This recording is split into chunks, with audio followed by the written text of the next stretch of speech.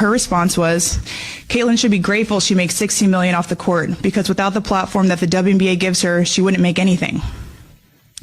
And in that same conversation, she told me players should be on their knees thanking their lucky stars for the media rights deal that I got them.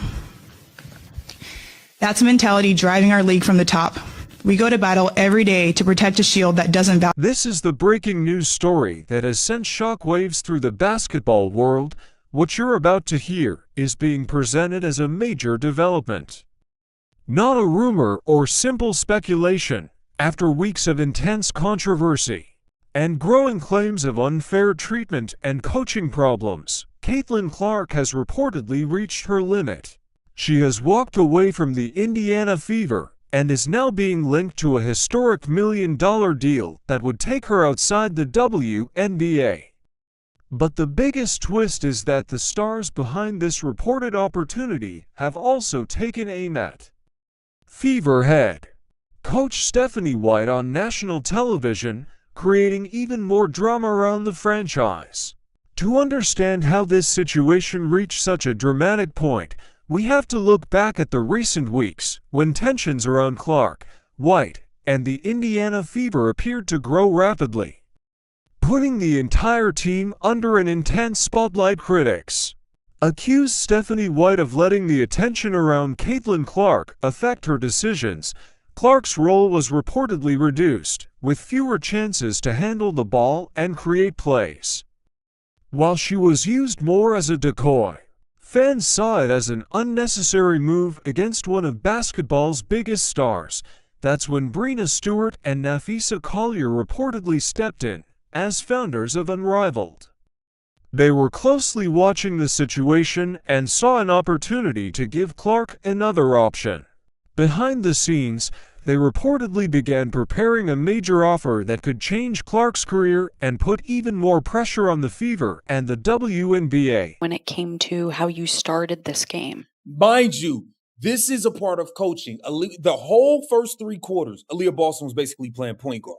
Jonquel Jones was tearing her ass up the whole first half. You know why? Jonquel Jones was actually playing center. She was posting up, getting busy in the paint. Meanwhile, Aaliyah Boston was hubbing around the three-point line, bringing the ball up the court more than Caitlin Clark. Take a listen to Jonquel Jones. I was thinking that I really wanted to. I was like, who's talking right now? Jackie. You're being quite theatrical. The theater is fun. I'm just messing with you. The theater is fun. It's theater. I was just wanting to start the game aggressively. Again, going back to the matchups that we had with them previously, I felt like they were the team that kind of like set the tone with the level of aggression and I guess the level of intention to start the game. And I just wanted to make sure that I was doing my part to make sure that we came up with a different level of aggression and to be able to just kind of set the tone and let them know that like it wasn't going to be a night where everything was going to be easy for them or, you know, that they were coming into our house and we just wanted things to be difficult. And Stewie, for you, I guess just obviously with Leo in the fold and being able to put her out on the floor with lineups with you, with Rebecca Allen, I guess just what did you learn about what your defense is able to do? Leo didn't have to do that much. Watch this, because Caitlin Clark wasn't playing point guard today. According to the reports, Breanna Stewart and Napheesa Collier personally reached out to Caitlin Clark with a massive fully guaranteed contract to leave the Indiana Fever and join Unrivaled. The reported offer included ownership equity, a major role in shaping the offense, and a coaching environment where Clark could play her natural style. The story then took an even bigger turn when Stewart and Collier reportedly went after the Fever publicly during a press conference.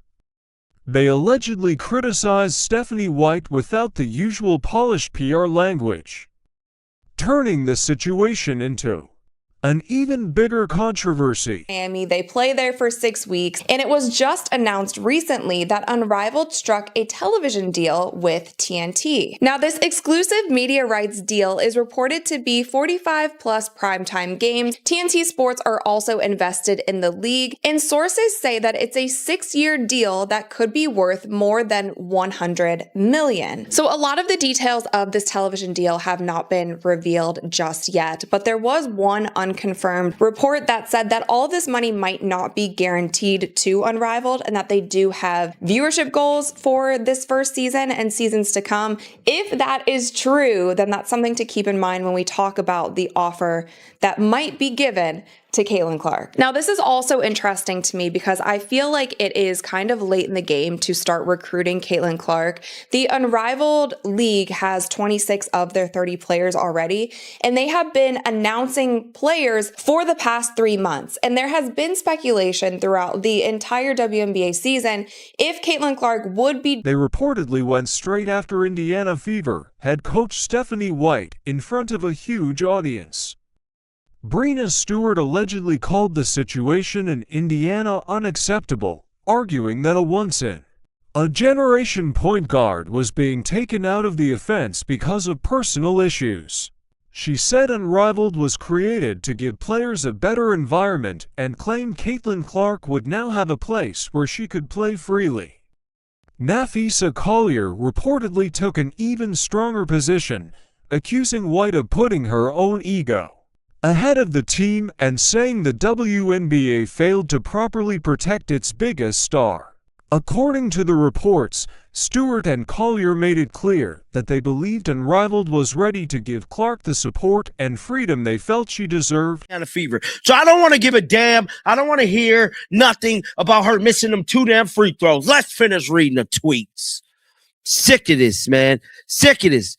Time and time again, we got to go through this. Ryan Loves Ball stated, Stephanie White is just anxious. Is just an atrocious coach. She has the best show on the planet, starting at point guard. And yet, we have to watch this boring motion offense trip. Caitlin basically has to force her looks since the set offense is to take the ball out of her hands. I didn't even want to speak about forcing shots. She forced shots against Dallas. She forced them again tonight. Caitlin Clark is a rhythmic player. She has to get in rhythm to play, to shoot well. And we ain't going to go over Caitlin points yet. I don't even know. I don't even remember how many damn points she got. I'm just so freaking mad. Shout out to Mar. Mar stated, when has this type of basketball ever won anything? You have the best point guard on the team acting like a shooting guard. Why in the hell are you playing the game the opposing team wants to play? And if you're going to play her at the 2, why aren't you drawing up plays for her? Because they're drawing up plays for Kelsey Mitchell. Live Wire stated, I'm annoyed. 2 games back-to-back. Stephanie White runs the offense, and the Fevers look like stagnant sets, no good screens, no push, just ish. What product are y'all selling here? Why is CC not running the day? The reaction to the press conference reportedly hit the Indiana Fever organization hard, with the situation quickly turning chaotic. As reports about the huge Unrivaled contract spread and Stewart and Collier's comments played across the facility, Stephanie White was reportedly overwhelmed by the fallout, according to the claims. White was seen crying in her office and struggling to deal with the pressure. The reports suggest she was calling the front office for help as the controversy continued to grow. More importantly, she now faced the possibility of losing one of the franchise's biggest stars and most valuable players, turning a coaching dispute into a major crisis for the Fever. The sheer amount of money that she's making these teams, people are having to move their venues when she comes to play, and she's getting paid like $75,000 a year. She should be one of the top paid players in the world just for the sheer numbers that she's bringing. And I'm glad that a WNBA player is finally saying this out loud, admitting to it, because it has been so clear for so many people the Caitlin Clark effect that she has had on the WNBA this season. We have talked about it so much on this channel. She has raised overall viewership. Like Nafisa said, they're changing venues just to accommodate all the fans who want to come watch Caitlin Clark play. The list goes on, but there have been so many players, coaches, media personality who have been so afraid to just admit the fact that Caitlin Clark has been the sole reason for so many of these things happening this season in the WNBA. And so I'm really glad that Nafisa, being confident enough in herself, knowing that she is arguably the best player in the world, she is able to say these things out loud. However, I do think that this push for Caitlin Clark has come a little bit late in the game. I want to compare what were the rumblings that we're hearing about the offer that Unrivaled will make to Caitlin. I want to compare that to what Ice Cube offered Caitlin before the Big Three season began. I commend Ice Cube because you have to think about the type of egos that play in the Big Three. And I do sideline reporting for the Big Three, for those of you who don't know. So I'm very well. The WNBA is reportedly facing serious pressure over Caitlin Clark's possible move to Unrivaled. League officials and the Fever organization are being forced to deal with growing concerns about ticket sales, TV ratings, and sponsors if Clark leaves.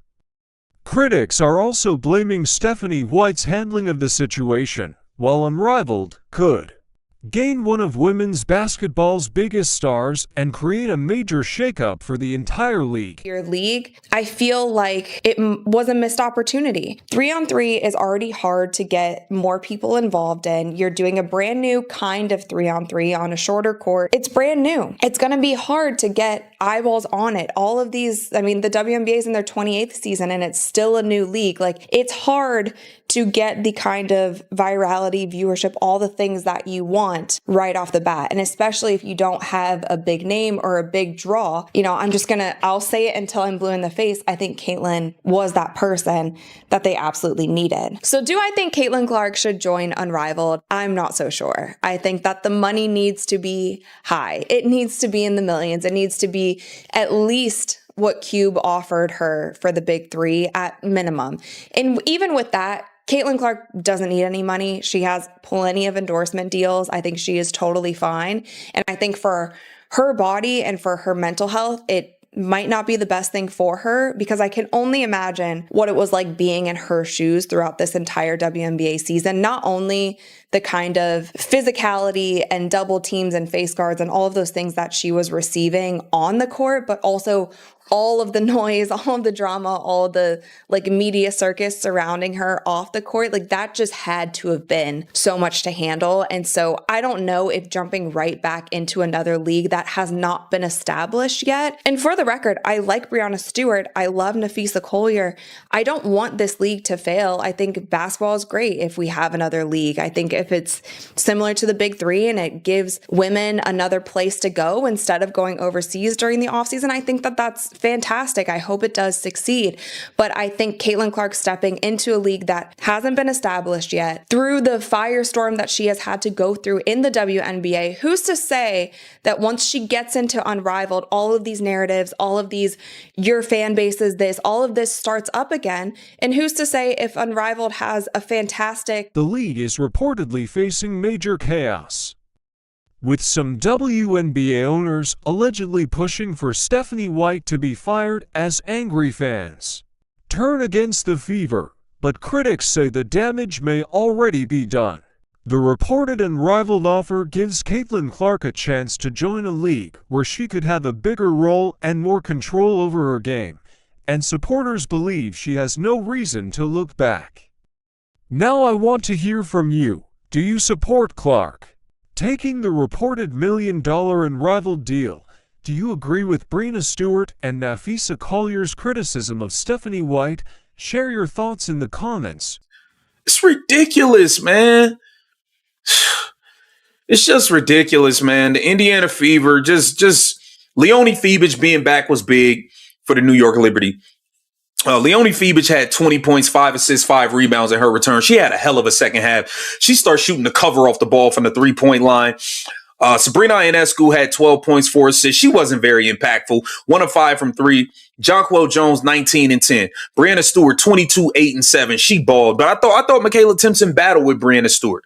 I thought Maisha Hines-Allen and Brianna and Michaela Timpson battled their ass off down there. Aaliyah Boston missed a key layup, man. We could have went up one. She missed a key layup. But at the end of the day, this falls on coaching, man. The head coach made the decision to play the center at point guard for the first 3 quarters of this game, pretty much. She decided to have Aaliyah Boston play point guard. Aaliyah Boston brought the ball up the floor more than anybody else in this game. More than Kelsey Mitchell, more than Caitlin Clark, more than Sophie. Shout out to Sophie, man. Sophie, you passed the ball to Caitlin and you knocked down a couple threes. Sophie had 10 off the bench. Sophie and Maisha Hines-Allen look like our only playable players off the bench. It just is what it is. This Indiana Fever team's not good, but Stephanie White made the decision to play Aaliyah Boston at point guard and play Caitlin Clark. Make your opinion heard in the comments because fans are watching this story closely. If you want more updates and analysis on Caitlin Clark, Unrivaled, and the ongoing Indiana Fever situation, hit the like button and subscribe to Clark Fever Hoops. Turn on notifications so you don't miss the latest developments, especially if there's an official update involving Stephanie White. Thanks for watching, and I'll see you in the next video.